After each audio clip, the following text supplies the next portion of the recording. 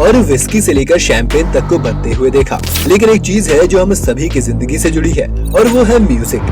भारत में बने यूं तो कई यूनिक इंस्ट्रूमेंट्स हैं, लेकिन तबले जैसी बात किसी और में कहां। तबला म्यूजिक कॉन्सर्ट और गानों के बैकग्राउंड म्यूजिक से लेकर बहुत सारे कॉमेडी शोज का हिस्सा भी रहा है। लेकिन क्या आपने कभी सोचा है कि इन तबलों को आखिर कैसे बनाया जाता होगा? किस तरह से एक आम सी लकड़ी से एक सुरीला म्यूजिक इंस्ट्रूमेंट बन जाता है?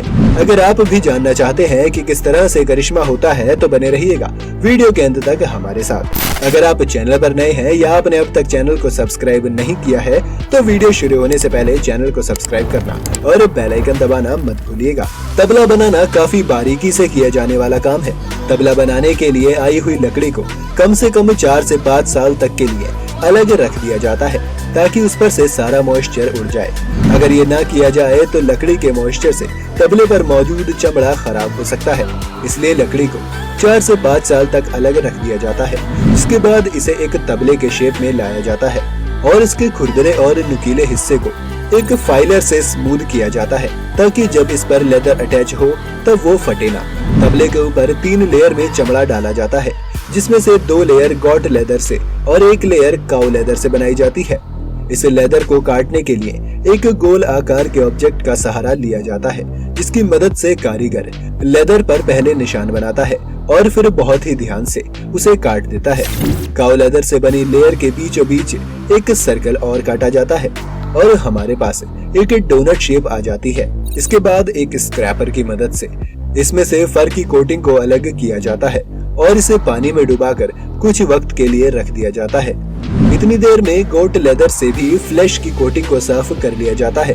तबले के साइड में आपने कुछ रस्सियां देखी होंगी, इन्हें छोट कहते हैं और इन्हें बनाने के लिए ऊंट या कैमल स्किन का इस्तेमाल किया जाता है। इन्हें भी बनाने के बाद पानी में कुछ वक्त तक डुबाकर रख दिया जाता है। हमारे पास जो लेदर की 3 लेयर मौजूद है उन्हें सूखने के बाद एक के बाद एक लेयर को एक दूसरे के ऊपर रख दिया जाता है, जिनमें सबसे अंदरूनी लेयर काऊ लेदर की और बाकी 2 लेयर्स गोट लेदर की होती है। इसके बाद तबले को इसके ऊपर उल्टा करके रख दिया जाता है और कुछ वक्त के लिए रस्सियों का सहारा लेकर इसे तबले से बांध दिया जाता है। इसके बाद तबले के ऊपर लेदर पर कुछ होल्स बनाए जाते हैं, जहां से छोट का एक जाल बुनकर उसे अच्छे से तबले के साथ जोड़ दिया जाता है ताकि ये लेदर हमेशा टाइट रहे। इसके लिए इस छोट के बीच गट्टों को भी डाल दिया जाता है। ये गट्टे और कुछ नहीं, बस वो लकड़ी के छोटे छोटे सिलेंड्रिकल पीसेस हैं जो आप तबले के साइड में लगे देखते हैं। जैसे ही छोट को लगाने का काम पूरा हो जाता है और लेदर वाला हिस्सा टाइट हो जाता है, तब कारीगर गोट लेदर के सेंटर में भी एक सर्कल के शेप का हिस्सा काट कर अलग कर देता है। इसके बाद इस लेदर पर बहुत सारे कट्स लगाए जाते हैं, जिसे लेटरल इंसर्जन की प्रक्रिया भी कहते हैं। ऐसा इसलिए किया जा रहा है ताकि तबले की पगड़ी बनाई जा सके। अगर आप एक तबले को ध्यान से देखें तो उसके ऊपरी हिस्सों में एक बाउंड्री बनाई जाती है, इसे ही तबले की पगड़ी कहते हैं और इसके लिए भी कैमल लेदर का इस्तेमाल किया जाता है। बहुत ही ध्यान से एक कारीगर इसे लगाता है ताकि तबला सही से बने और अच्छा भी दिखे। इसके बाद हथौड़ी से वार करके इसे सेट किया जाता है। अब इस तबले को 2 से 3 दिन के लिए धूप में सूखने के लिए छोड़ दिया जाता है। अब बारी आती है तबले का गुब बनाने की। गुब वो हिस्सा होता है जो तबले के बीचों बीच काले रंग में दिखाई देता है और ये तबले का सबसे जरूरी भाग होता है। कुछ लोग इसे शाई भी कहते हैं।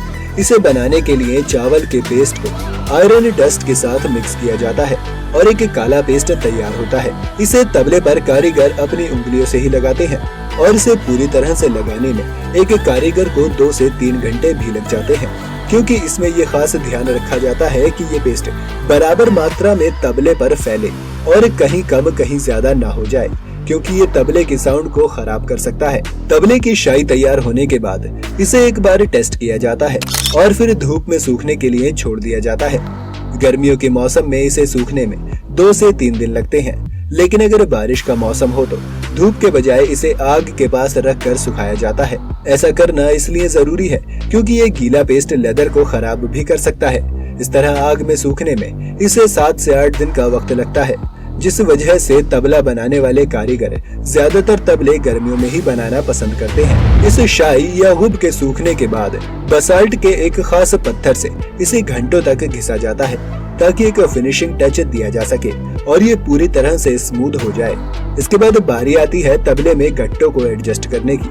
अगर आप कोई भी इंस्ट्रूमेंट बजाते हैं तो आपको मालूम होगा कि कई म्यूजिकल इंस्ट्रूमेंट को ट्यून करना होता है ताकि उसमें से सही आवाज निकले। गिटार के आखिर में भी ट्यूनर्स होते हैं जिन्हें गिटारिस्ट घुमाकर गिटार को ट्यून करते हैं। तबले के साथ भी वैसा ही है, बस तबले को ट्यून करने के लिए आपको गट्टों को हथौड़ी से मारकर ऊपर नीचे एडजस्ट करना पड़ता है ताकि लेदर पर फोर्स पड़े और वो आपके हिसाब से ढीला या टाइट हो जाए। ट्यूनिंग सही है या नहीं वो इसे बजाकर चेक किया जाता है।